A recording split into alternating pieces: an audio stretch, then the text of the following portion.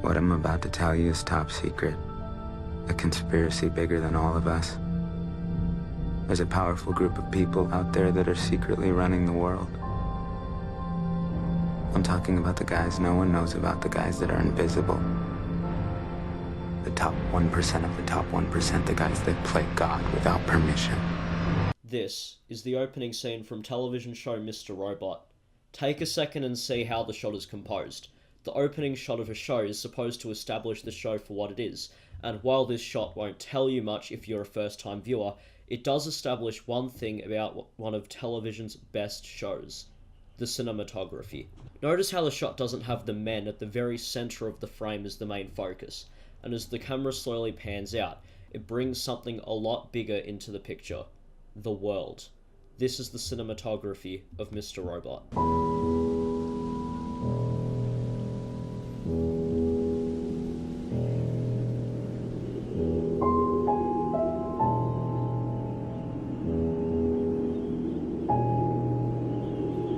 The cinematography of Rami Malek-led psychological thriller is very different to how other shows are filmed. Think of another show you've watched and think about how that show is filmed.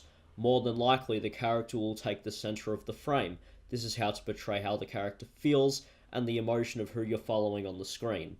Mr. Robot takes a very different approach to filming that I feel fits the show perfectly for what it stands for, with the exception of the pilot episode, which is the only episode where characters consistently take the majority of the frame to establish the characters.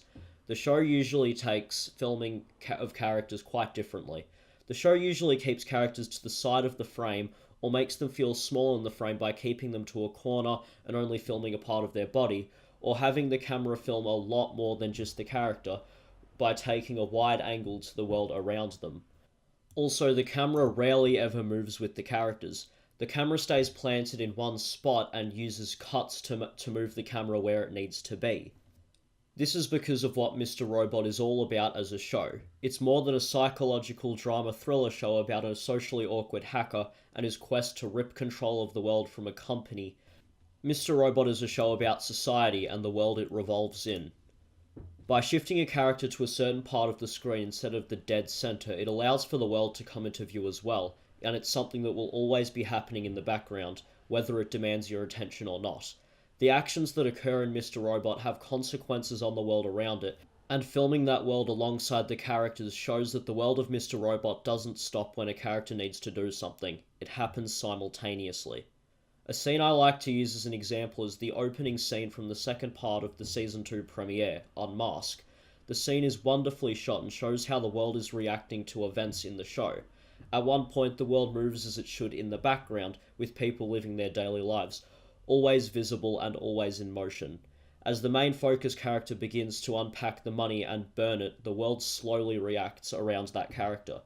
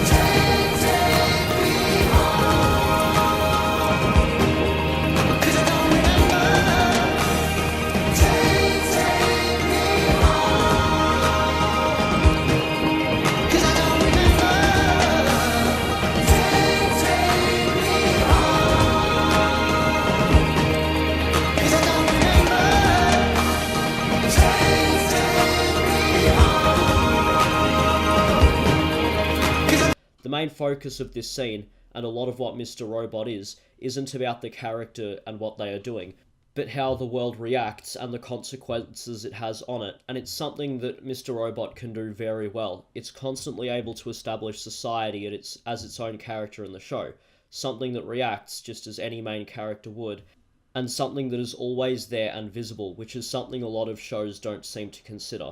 When Mr. Robot enters its fourth and final season next year, it will have a lasting impact on how it has defined television cinematography, and will leave behind the ultimate guide of seamlessly incorporating society into a show's universe.